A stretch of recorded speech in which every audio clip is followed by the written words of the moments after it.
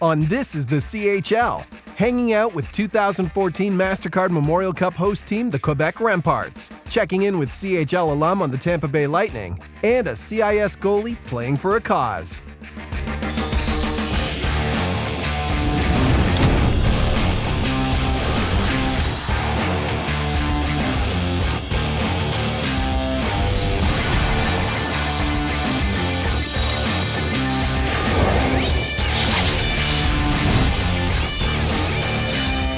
Hello CHL fans, welcome back to another edition of This is the CHL. I'm Sam Cosentino. We've got another jam-packed show lined up for you today. We'll take a look at a former CHL grad now playing goal at the University of Guelph. We'll stroll down memory lane with a couple of former CHLers now playing in the sunny South. We'll also take a look back at the 2006 MasterCard Memorial Cup Championship game pitting coaches Patrick Waugh against Ted Nolan. But first, let's take you out to the host site of the 2016 MasterCard Memorial Cup, Quebec City, and check in with the Remparts. I shall put God's gift to good use. That is the motto the city of Quebec is defined by.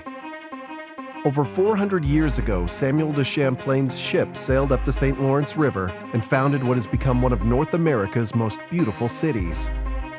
Is it possible Champlain envisioned the incredible metropolis that has developed over the centuries? Did he ever imagine the growth of a culture that the Quebecois have fought to protect for hundreds of years? One thing we can be sure of, Champlain couldn't have predicted the importance the game of hockey would play in the hearts of French Canadians. In the case of the Quebec Remparts, they are a team whose destiny is slightly predictable, as they will host the 2015 MasterCard Memorial Cup. They're fast, they're talented, and they have great goaltending. Just like Samuel de Champlain, the Remparts can't predict what the future will bring, but they do have a vision. That vision is to win the cup on home soil and to etch another milestone in the city's rich history of greatness.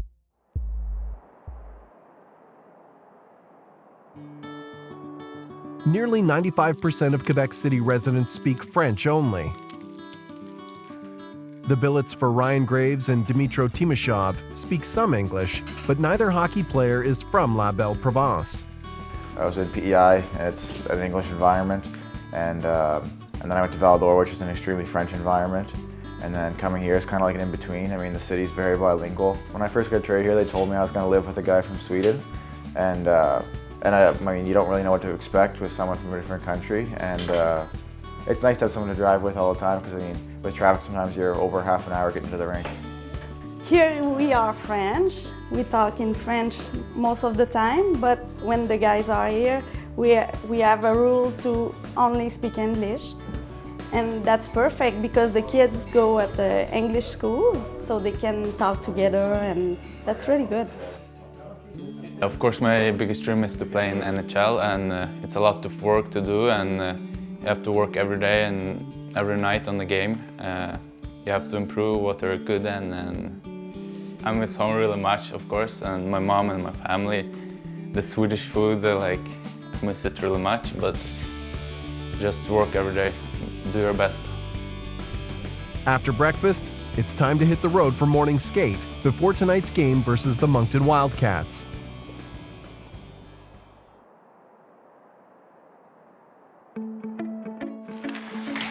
The Remparts' practices are fast.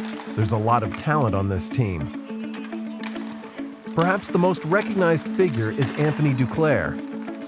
The 19-year-old forward started the year with the New York Rangers before eventually returning to the Remparts in January. It's a different lifestyle there up in the pros, and I mean, just living by yourself. I was lucky enough to have another rookie with me, with Kevin Hayes. I was rooming with him, but I mean, you just gotta take a matter into your own hands. I mean, you're not living with a billet family anymore. You're living by yourself. So, I mean, things like cooking, cleaning and stuff like that. You gotta learn on the spot really. And when it comes to hockey, I mean, you just gotta bring your 110% every day. I mean, you can't take anything for granted, especially in that league. So that's for sure. Duclair could have chosen to play hockey anywhere, but the CHL offered him everything he needed to develop into a fine young man. I got drafted by such a unique organization like Quebec. I think really opened up my eyes. I think the main thing was school. I think school is very important in my family, very important in my dad, and I wanted to make sure I was getting the best of both worlds, and I got that in Quebec. So I talked to Patrick Roy after he drafted me, and you know, for a 15-year-old to meet Patrick Roy for the first time, you know, it's a little starstruck, but at the same time, to get coached by him for 2 years, I think that's pretty special. And the reason why, you know, I made the NHL at 19 is because I learned a lot from him, and you know, I'm very thankful.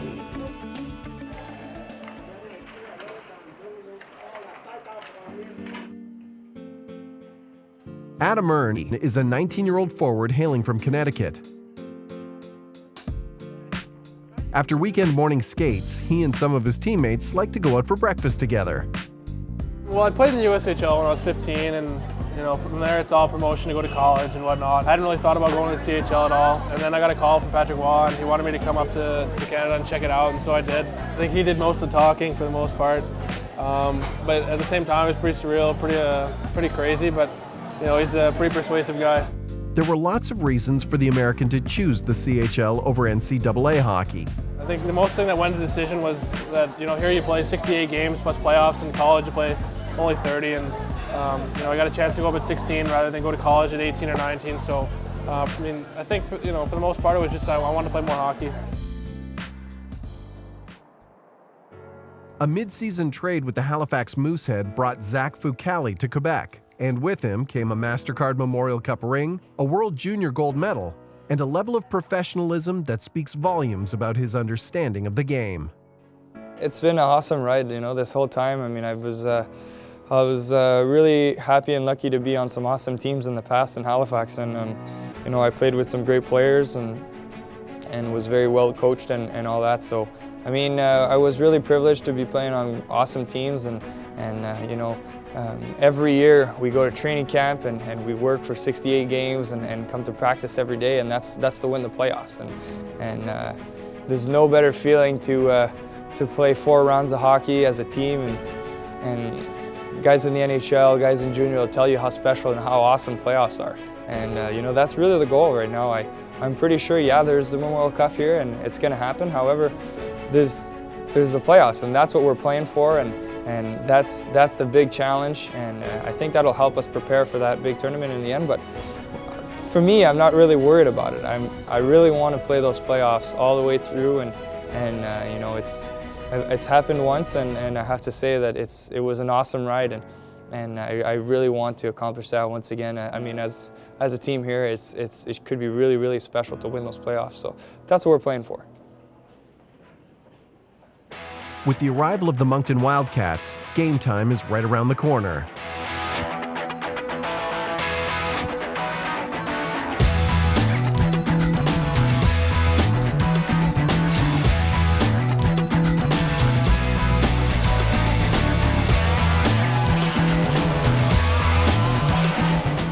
Once the game starts, the pace is fast, as the two teams could be the most talented in the league. Unfortunately for Callum, a top-rated goalie in this year's NHL draft, an injury keeps him sidelined from the roster. But his decision to come to Quebec is one that must be told.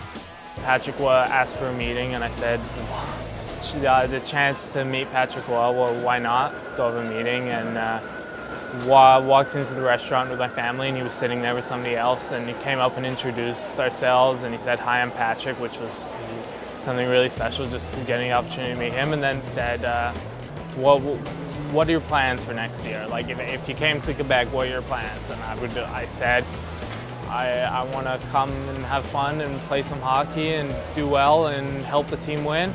He's like, no. You want to come here, you want to play every single game, you want to win every single game, and that's what you're going to do, which was something pretty cool, him telling me that, yeah.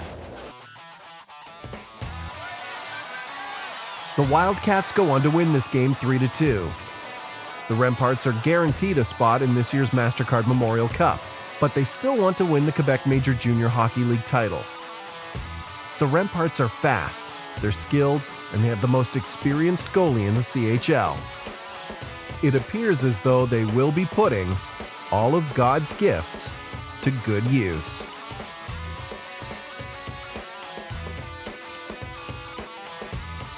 After the break, we'll introduce you to Andrew D'Agostini, a former Peterborough Pete whose charitable cause has earned over $30,000 for the fight against cystic fibrosis. Welcome back. Andrew D'Agostini was known as a model citizen during his CHL career with the Peterborough Petes. He's now taken his act to the University of Guelph, balancing school with several charitable works.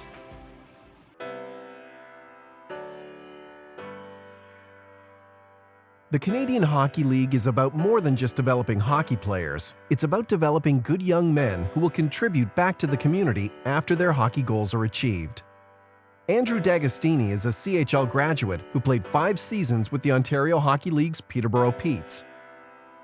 Since then, he's moved on to CIS hockey, where he tends the twine for the Guelph Gryphons. I got myself involved in the community right away and really just loved every experience about the OHL, what they had to offer. Practicing every day, moving away from home and becoming individual in that way and having that experience. While there's no disputing the impact he had on the ice, this story is about the impact he had off the ice. It began back in November of 2011 when he met a family whose son was battling cystic fibrosis. The chance meeting changed D'Agostini's life forever.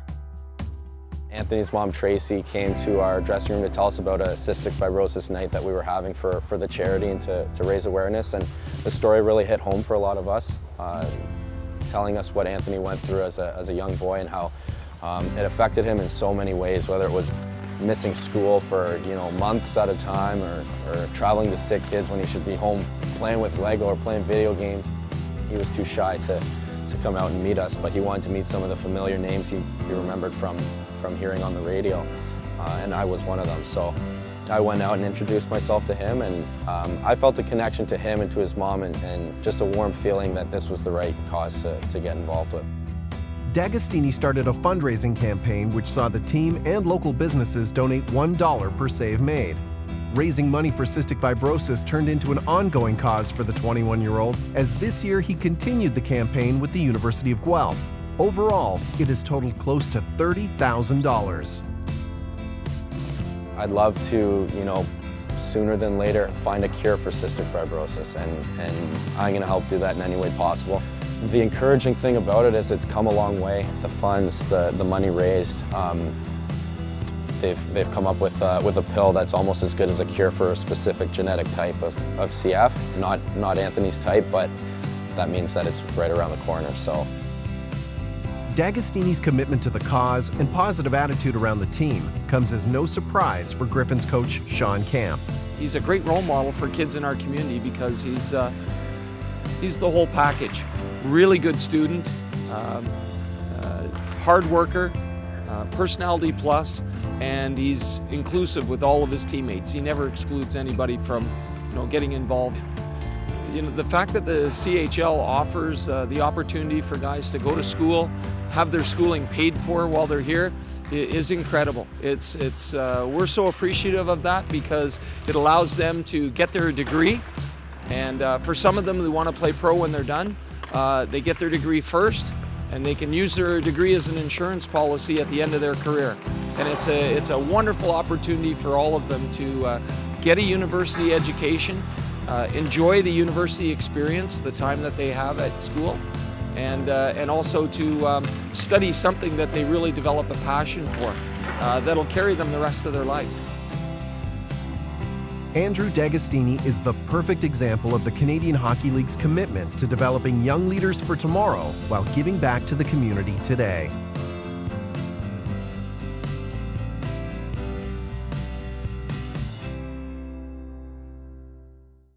When we return, we'll chat with Steven Stamkos and a handful of other former CHL stars skating for the Tampa Bay Lightning.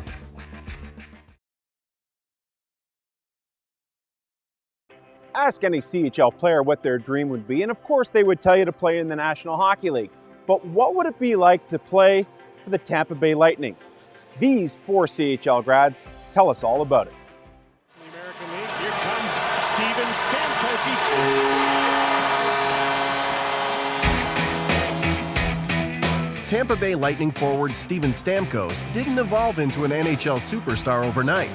No, the Markham, Ontario native honed his game by outworking his opponents night in and night out. It's a lesson his dad taught him when he was a kid, and one he carried with him to the Ontario Hockey League when he was 16 years old. Stamkos spent 2 seasons in Major Junior after being the first overall selection in the 2006 OHL draft by the Sarnia Sting. He immediately tore up the stat sheets, potting 42 goals in his rookie year. Stamkos' skills were undeniable, and the path he chose to the NHL was clearly the right one. You know, the OHL was something that I discussed a lot with especially my parents, whether to go the college route or go to the OHL, and I thought that was going to give me the best opportunity to develop and play that pro-style game. And obviously when I did get drafted to Sarnia, I was very excited about that opportunity to go down there. It was a couple-hour drive from home, so my parents got to see me play and had a great time. Racking up 197 points in 124 career games, Stamkos developed into a CHL All-Star and was the game's top prospect 2 years later. The Lightning felt the same way and scooped him up with the first pick in 2008. Although still a teenager, he finished 5th in rookie scoring and was an impact player, an opportunity made possible by his development in Sarnia. You're playing a similar schedule, you're on the road. It's just a little different atmosphere, I think, than going to college. So for me, I think that was the best decision, and it's worked out. It also worked out for Stamkos' teammate Ryan Callahan, who watched a lot of OHL games growing up. When the time came for the native of Rochester, New York to decide where he would play his junior hockey, he packed his bags and moved to Canada to join the Guelph Storm at 17. It was tough, it was hard, moving away from home for the first time, but luckily I landed with good billets, and they took me right in and made me feel like I was at home, and my parents came up and visited a lot, but without that support from the billets, I wouldn't have been able to make it. Callahan played 4 seasons in Guelph, leading his team in scoring in 2 of them. The American even broke the 50-goal plateau in his final year, but none of his individual accomplishments are as memorable as the 2004 season in which the Storm won the Ontario Hockey League Championship. That 1 year and then going to the Mem Cup, that whole year was enjoyable. We had a good team, we were winning, and then ultimately won the OHL. While Callahan and Stamkos are offensive leaders for the Lightning, a pair of young wingers are being counted on to help carry the load. One such winger is 22-year-old Brett Connolly. A highly rated prospect from Prince George, British Columbia, the 2010 first-round pick was a star in the Western Hockey League. He played 3 seasons with his hometown Cougars, recording 86 goals and 152 points along the way. I was fortunate enough to get drafted by Prince George, and the Western Hockey League was where I wanted to play, and obviously it was the best thing for me, and Prince George was a great place to play and a great place to kickstart my career. Connolly hit the ground running in his first season with Prince George, earning himself the 2009 CHL Rookie of the Year award with a balanced 30 goals and 30 assists. But he found another level in his final year with the Cougars, finishing among the WHL leaders with 46 goals in just 59 games. The guys that play in the league have to be mentally strong. Obviously, you learn that as you get older. Once you come in as a 16-year-old, it's a little eye-opener. It's like a little mini professional league and helps a lot of guys get to where they are today. Fellow first-rounder Jonathan Drouin was even more dominant during his time in the CHL, averaging nearly 2 points per game over 3 seasons in the Quebec Major Junior Hockey League. He joined names such as Crosby and Lemieux by winning both the QMJHL MVP and CHL MVP in the same season. But more importantly for the Quebec native, he, along with star teammate Nathan MacKinnon, propelled the Halifax Mooseheads to a Memorial Cup championship in 2013. It's a hard trophy to win. You got to beat everyone in their respective league, and that was one of the biggest trophies I've won so far, and it's probably the biggest moment when I played in Halifax. Though the soon-to-be 20-year-old is still a Lightning rookie, he's thrilled to be playing on hockey's biggest stage. But Drouin affirms it was his development in the Q which put him on the fast track to the NHL. Oh, it's unbelievable. It gets you ready for the NHL life a little bit. Again, Halifax is a great city for junior hockey, and it was one of the best choices I've made in my life. Around the corner, we'll relive the 2006 MasterCard Memorial Cup featuring the Quebec Remparts and the Moncton Wildcats.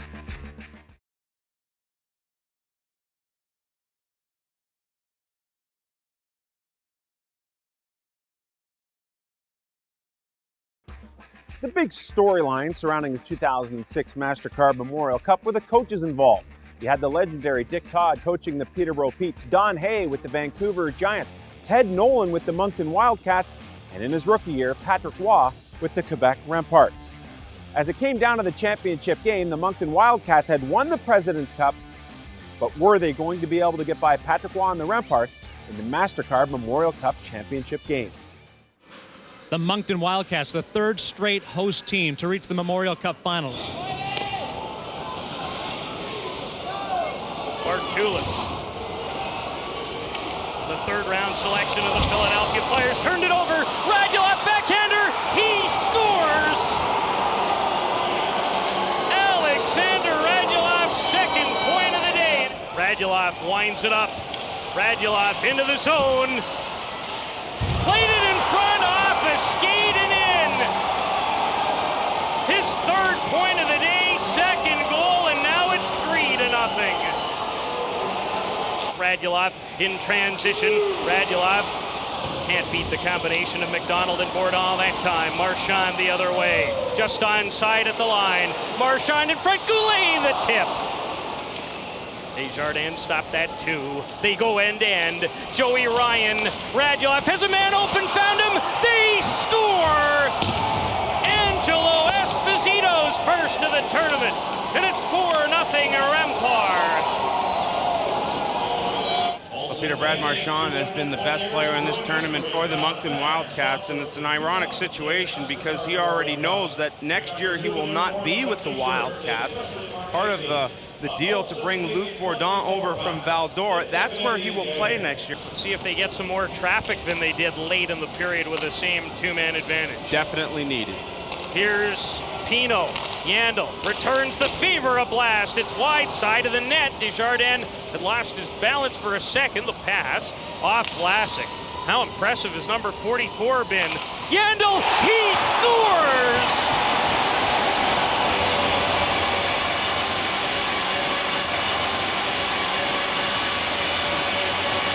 A rocket from the American-born Yandel.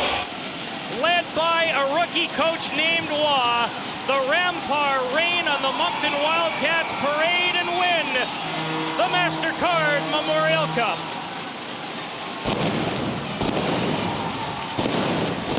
Patrick Waugh in his first year as head coach, he took over 6 games in from Eric Levine and guides Quebec to the title. He's won 4 Stanley Cups, a Calder Cup, and it would be interesting at how this one ranks for him. Just like that, another show is in the books. I'm Sam Cosentino. Be sure to join us next time for another snappy edition of This is the CHL.